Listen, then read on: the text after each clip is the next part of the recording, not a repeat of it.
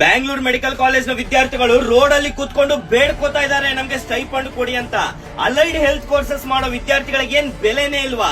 MBBS students ಗೆ, nursing students ಗೆ ಕೊಡ್ತಾ ಇರೋ ಬೆಲೆ ಯಾಕೆ ಅಲೈಡ್ ಹೆಲ್ತ್ ಕೋರ್ಸಸ್ ಸ್ಟೂಡೆಂಟ್ಸ್ ಗೆ ಕೊಡ್ತಾ ಇಲ್ಲ?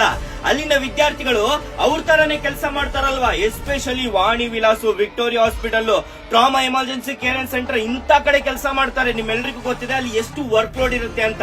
ಅಲ್ಲಿನ ವಿದ್ಯಾರ್ಥಿಗಳು ಕೇಳ್ಕೊಳ್ತಾ ಇರೋದು ಇಷ್ಟೇ, ನಾವು ಟೋಟಲ್ 4 ವರ್ಷ ಕೋರ್ಸ್ ಇರುತ್ತೆ, 3 ವರ್ಷ ಸ್ಟೂಡೆಂಟ್ಸ್ ಆಗಿ ಕೆಲಸ ಮಾಡಿರ್ತೀವಿ. ಓಕೆ, ಅದಕ್ಕೆ ನಮ್ಗೆ ಯಾವುದೇ ದುಡ್ಡು ಬೇಕಾಗಿಲ್ಲ. ಅಟ್ ಲೀಸ್ಟ್ ಇಂಟರ್ನ್ಶಿಪ್ ಬಂದಾದ್ಮೇಲೆ ಆ 1 ವರ್ಷ ನಮ್ಗೆ ಸ್ಟೈಫಂಡ್ ಕೊಡಿ ಅಂತ. ಬೇರೆ ಕಾಲೇಜ್ಗಳಲ್ಲಿ ಕೊಡ್ತಾ ಇಲ್ವಾ? ಕೊಡ್ತಾ ಇದ್ದಾರೆ. ಕಿದ್ವಾಯ್ನಲ್ಲಿ, ಸಂಜಯ್ ಗಾಂಧಿ, ಜಯದೇವ ಇಂಥ ಹಾಸ್ಪಿಟಲ್ ಗಳಲ್ಲಿ ಸ್ಟೈಫಂಡ್ ಕೊಡ್ತಾ ಇದ್ದಾರೆ ಅಲೈಡ್ ಹೆಲ್ತ್ ಕೋರ್ಸಸ್ ಸ್ಟೂಡೆಂಟ್ಸ್ಗೂ ಕೂಡ. ಆದ್ರೆ ಬ್ಯಾಂಗ್ಳೂರ್ ಮೆಡಿಕಲ್ ಕಾಲೇಜ್ ನಲ್ಲಿ ಯಾಕೆ ಕೊಡ್ತಾ ಇಲ್ಲ? ಹೆಸರಿಗೆ ಮಾತ್ರ top most college, but students ಇವಾಗ ರೋಡಿಗೆ ಇಳಿದಿದ್ದಾರೆ. ಅಂಡ್ ಇವಾಗ ಕೆಲವೊಂದು ಸ್ಟೂಡೆಂಟ್ಸ್ ಇರ್ತಾರೆ, ದಯವಿಟ್ಟು ಎಲ್ಲರೂ ಇದಕ್ಕೆ ಕೈ ಜೋಡಿಸಿ. ಕೆಲವೊಬ್ರೀಗ ನಮ್ ಸೀನಿಯರ್ಸ್ ಹೋರಾಟ ಮಾಡಿದ್ದಾರೆ, ಏನು ಸಿಕ್ಕಿಲ್ಲ, ನಾವು ಮಾಡಿದ್ರೆ ಏನ್ ಸಿಗುತ್ತೆ ಅಂತ ಸುಮ್ನಾಗ್ತಾರೆ. ಇನ್ನು ಕೆಲವೊಬ್ರು ಬಿಡು, ಅವ್ರು ಹೋರಾಟ ಮಾಡಿದ್ರೆ ಅವ್ರಿಗೆ ಸಿಕ್ಕರೆ ನಮಗೂ ಸಿಗುತ್ತೆ ಅಂತ ಸುಮ್ನಾಗ್ತಾರೆ. ಇನ್ನು ಕೆಲವೊಬ್ರು 3 ವರ್ಷ ಮಾಡಿದೀವಿ, ಇನ್ನು 1 ವರ್ಷ ಅಲ್ವಾ, ಮಾಡ್ಕೊಂಡು ಸುಮ್ನೆ ಹೋಗ್ಬಿಡೋಣ ಅಂತ. ದಯವಿಟ್ಟು ಹಾಗೆ ಮಾಡಬೇಡಿ. ಇವಾಗ ನೀವು ಹಾಕೋ ಒಂದು ಹೆಜ್ಜೆ ಮುಂದೆ ಎಷ್ಟೋ ಜನ ಸ್ಟೂಡೆಂಟ್ಸ್ ಗೆ ಹೆಲ್ಪ್ ಆಗುತ್ತೆ. ಅಂಡ್ ತುಂಬಾ ಜನ ಬೇರೆ ಊರಿಂದ ಬಂದೇ ಇಲ್ಲಿ ಸ್ಟಡಿ ಮಾಡ್ತಾ ಇರ್ತೀರಾ.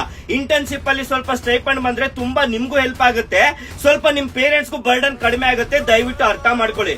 ಸೊ ಇವಾಗ ಯಾವುದೇ ವಿದ್ಯಾರ್ಥಿ ಈ ಒಂದು ವಿಚಾರದ ಬಗ್ಗೆ ಮಾತಾಡಬೇಕು ಅಂತ ಇದ್ರೆ ಅವ್ರು ನನಗೆ DM ಮಾಡಿ, ನಾನು ಡೈರೆಕ್ಟ್ ಆಗಿ ಬಂದು ಮೀಟ್ ಆಗಿ ಆ ವಿಡಿಯೋನ ಪೋಸ್ಟ್ ಮಾಡ್ತೀನಿ. ಜನರಿಗೆ ಅದು ತಲುಪೋರಿಗೆ ತಲುಪುತ್ತೋ ಬಿಡುತ್ತೋ ನಮ್ಮ ಪ್ರಯತ್ನ ನಾವು ಮಾಡೋಣ.